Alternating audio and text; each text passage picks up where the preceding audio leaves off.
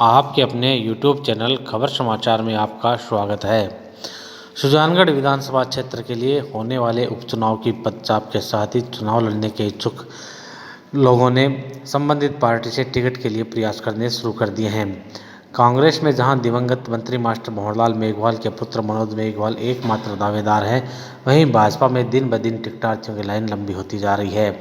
पूर्व मंत्री खेमाराम मेघवाल, बीदासर प्रधान संतोष मेघवाल, भाजपा के पूर्व जिलाध्यक्ष डॉक्टर वासुदेव चावला, भाजपा नेता BL भाटी के साथ ही विधानसभा क्षेत्र के गांव लालगढ़ निवासी वैद्य भगवान स्वरूप गुर्डा का एक नाम और इस फहरिस्त में जुड़ गया है।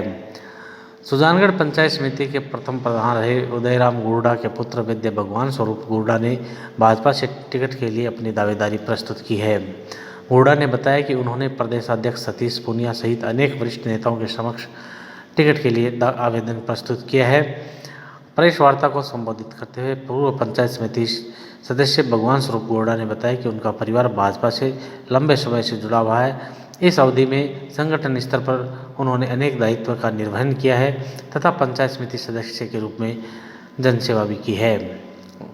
उन्होंने बताया कि उनके पिता उदयराम गुर्डा छापर विधानसभा क्षेत्र से जनसंघ के टिकट पर चुनाव लड़ चुके हैं और पार्टी अगर उन्हें मौका देती है तो वे चुनाव जीतकर विधानसभा में पहुंचने में सफल होंगे।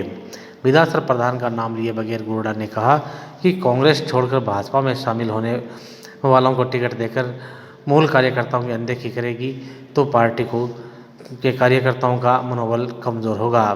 वैद्य भगवान स्वरूप ने पत्रकारों से वार्ता करते हुए कहा कि क्षेत्र के विकास को लेकर उन्होंने अपना दृष्टिकोण भी पत्रकारों को बताया और कहा कि कोरोना काल में उन्होंने PM केयर्स फंड में 71,000 रुपये का सहयोग किया था। तो अब देखते हैं इस लंबी फहरिस्त भाजपा की लंबी होती फहरिस्त में और आगामी दिनों में कौन कौन से नए नाम जुड़ते हैं।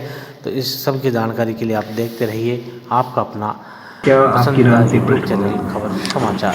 टिकट की दावेदारी तो सच्चाई में तो मेरे को तो ऐसा लगता है कि यहाँ टिकट का भारतीय जनता पार्टी का दावेदार मैं एक ही हूँ। वो ऐसे हूँ कि मैं शुरू से टिकट के लिए प्रयास करता रहा हूँ चुनाव के लिए, लेकिन बार बार कुछ बाधाएं, राजनीतिक बाधाएं आ जाती है, तो इस वजह से नहीं हो पाया। और अब तो मेरे सामने कोई दावेदारी जैसे 2-3 आदमी बताते हैं तो कई तो बाहर के हैं, तो उनकी टिकट तो वैसे ही कट जाएगी। क्यों हम यहाँ के सुजानगढ़ तहसील के खुद के आदमी हैं, विधासर तहसील के, वो तो वंचित रह जाए, नए लोगों को दे दें तो वो अनुशोक्ति होगी। और दूसरा में कांग्रेस की टिकट के लिए, कांग्रेस में कल आए आज वो टिकट मांग रहे हैं, तो ये उनकी टिकट तो कटनी ही कटनी है। जबकि हमारा राजनीतिक इतिहास जो है वो सबसे पुराना है और मैं सबसे पुराना भारतीय जनता पार्टी का यहाँ सुजानगढ़ तहसील का दावेदारों में सबसे प्रथम आदमी हूँ और सबसे बुजुर्ग भी हूँ। सबसे मेरी उम्र भी ज़्यादा है, मेरे से सब छोटे ही छोटे हैं। और मैं हमेशा से बीजेपी से चुनाव लड़ता आया हूँ। बीजेपी के चिन्ह पर भी मैंने हमारी मिसेज ने चुनाव लड़ा है और मैं लड़ता आया हूँ। और मैं सीट इधर सीट चला हूँ, एक झटके में नहीं आया हूँ। कल प्रधान बन के आज एमएलए की टिकट मांग रहा हूँ, ऐसा नहीं है। मैं शुरू से पंच बना हूँ और पंच के बाद में उप सरपंच बना हूँ। उप सरपंच के बाद में मैं पंचायत समिति मेंबर रहा हूँ 2 बार, तो मेरा ये पृष्ठभूमि रही है और शुरू से। और अगर आपको बीजेपी की टिकट मिलती है और आप चुनाव जीतते हैं तो किस तरह के विकास के सपने रहेंगे सुजानगढ़ विधानसभा क्षेत्र के लिए? मैं अगर सुजानगढ़ में मुझे टिकट मिलती है और अगर सुजानगढ़ में मेरी जीत होती है तो मेरा विजन बहुत ऊंचा है।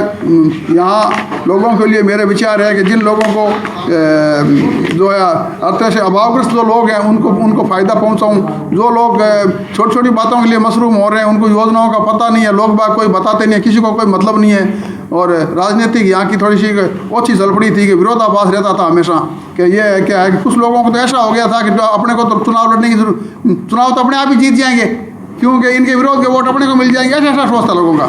और तो क्या है कि काम के प्रति कोई विचार नहीं था, विकास के बारे में किसी का विजन था ही नहीं। लोग विकास के बारे में सोचते नहीं थे, रूटीन में जो काम आता था वो करते थे। जबकि मेरा सपना है कि बहुत अच्छे विकास के मार्ग चुनें और करें और विकास की बहुत संभावना है। यहाँ बहुत सड़कें टूटी पड़ी है, कानून व्यवस्था नाम की कोई चीज़ ही नहीं है, सब कुछ गड़बड़ हो गया है। यहाँ महिलाओं की इज्जत सुरक्षित नहीं है।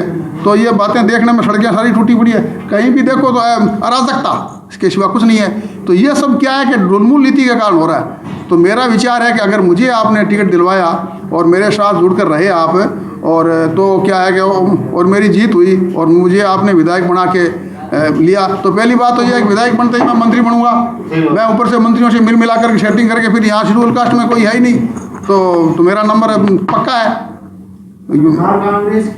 सरकार कांग्रेस की है तो क्या हुआ, कांग्रेस सरकार तो गिरने वाली है, और गिरने वाली नहीं है तो अपनी नीतियों से गिर जाएगी। अपने को उससे क्या मतलब है? अपन तो अपना विजन अपना पेश कर रहे हैं कि अगर आपने मुझे पैरवी करके मुझे अगर टिकट दिलवाई, मुझे अगर चुनाव जितवाया तो मैं विकास के कई आयाम खड़े करूंगा, ऐसी मेरी विचार है। आपको टिकट नहीं